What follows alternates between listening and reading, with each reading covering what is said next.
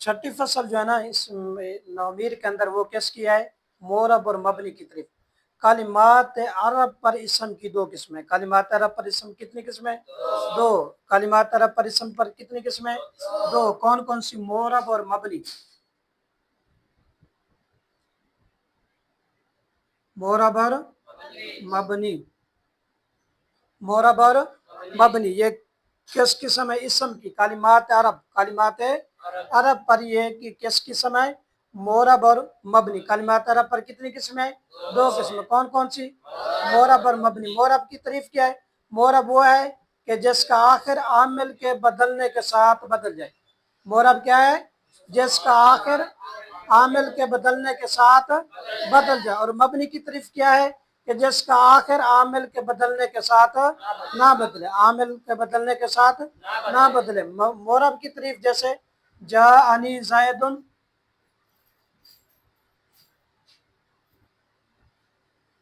جاءنی زید،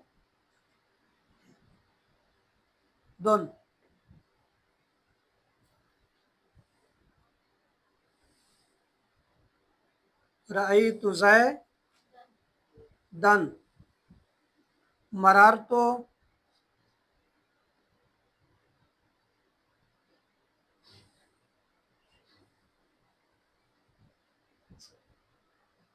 بزیدن، مررت بزیدن، جاءنی زیدن۔ دیکھیں یہاں یہ مورب ہے۔ یہ کیا ہے؟ مورب کی مثال ہے۔ کس کی مثال ہے؟ مورب۔ مورب کی تعریف کیا تھی؟ کہ جس کا آخر عامل کے بدلنے کے ساتھ بدل جائے۔ عامل کے بدلنے کے ساتھ بدل جائے۔ اب دیکھیں کہ جاءنی زیدن، جاءنی زیدن، یہاں اس کو کیا دیا ہے؟ رفع دیا ہے۔ زیدن کو کیا دیا ہے؟ رفع دیا ہے۔ کیوں؟ کیونکہ پیچھے فعل ہے۔ پیچھے کیا ہے؟ فعل ہے۔ آگے رأیت زیدن، یہاں اس زیدن کو کیا دیا ہے؟ نصب دیا۔ عامل تبدیل ہو گیا۔ یہاں یہ عامل تھا فعل، تو فعل کے بعد کیا لائے؟ فاعل۔ فعل کے بعد کیا لائے؟ فاعل۔ کیونکہ عامل فعل تھا، فعل کے بعد کیا لائے؟ فاعل۔ فاعل ہمیشہ کیا ہوتا ہے؟ مرفوع ہوتا ہے۔ فاعل ہمیشہ کیا ہوتا ہے؟ مرفوع ہوتا ہے۔ آگے رأیت زیدن، رأیت زیدن، رآ فعل تو ضمیر اس کا فاعل، آگے زیدن یہ کیا ہے؟ مفعول۔ یہ کیا ہے؟ مفعول۔ اور یہ منصوب، مفعول کیا ہوتا ہے؟ ہمیشہ منصوب ہوتا ہے۔ تو عامل تبدیل ہوا تو یہاں اس کو نصب، زید کو کیا دی گئی؟ نصب دی گئی۔ اسی طرح مررت بزیدن، مررت بزیدن، بحرف جار داخل ہوا تو زیدن کے آخر کو کیا دیا؟ کسرہ دیا۔ عامل تبدیل ہوا تو اعراب بھی تبدیل ہو گیا۔ تو کیا پڑھا؟ مورب کی تعریف یہ ہے کہ جس کا آخر عامل کے بدلنے کے ساتھ بدل جائے۔ جس کا آخر عامل کے بدلنے کے ساتھ بدل جائے۔ تو جا کیا ہے؟ اس کے اندر عامل ہے۔ جا اس کے اندر کیا ہے؟ عامل ہے۔ جا کیا ہے؟ عامل ہے۔ اور زیدن کیا ہے؟ مورب ہے۔ زیدن کیا ہے؟ مورب ہے۔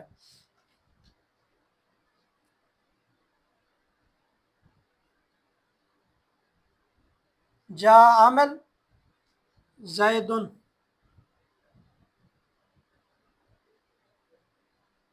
مورب۔ زیدن کیا ہے؟ مورب۔ آگے کیا ہے؟ زمہ۔ کیا ہے؟ زمہ۔ یہ کیا ہے؟ اعراب۔ یہ کیا ہے؟ اعراب۔ آگے کیا ہے؟ دال۔ کیا ہے؟ دال۔ زید کے آخر میں کیا ہے؟ دال۔ دال جو ہے نا وہ کیا ہوتی ہے؟ محل اعراب۔ دال کیا ہوتی ہے؟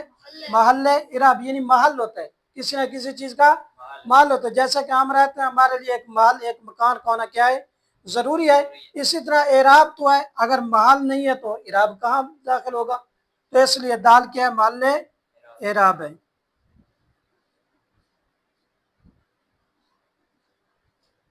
محل اعراب۔ جا عامل، زید مورب، زمہ جو ہے نا یہ اعراب ہے، دال جو ہے نا یہ اس کا محل اعراب ہے۔ دال جو ہے نا یہ اس کا کیا محل اعراب ہے۔ آگے مبنی۔ آگے کیا ہے؟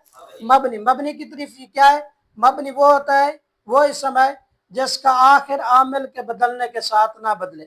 جس کا آخر عامل کے بدلنے کے ساتھ نہ بدلے۔ جیسے جا ہؤلاء۔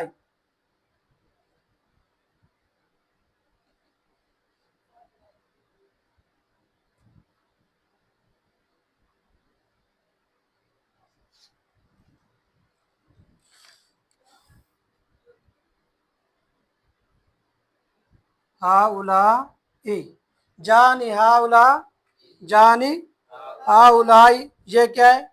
ये तीनों हालत में एक जैसा पढ़ा जाएगा। जानी हाउलाई, रईतु हाउलाई, मररतु बिहाउलाई, तीनों हालतों में क्या पढ़ा जाएगा? एक जैसा पढ़ा जाएगा। जानी हाउलाई, रईतु हाउलाई, मररतु बिहाउलाई। क्यों? क्योंकि ये इसमें इशारा है। ये क्या है? इशारा। इसमें इशारा किस में से?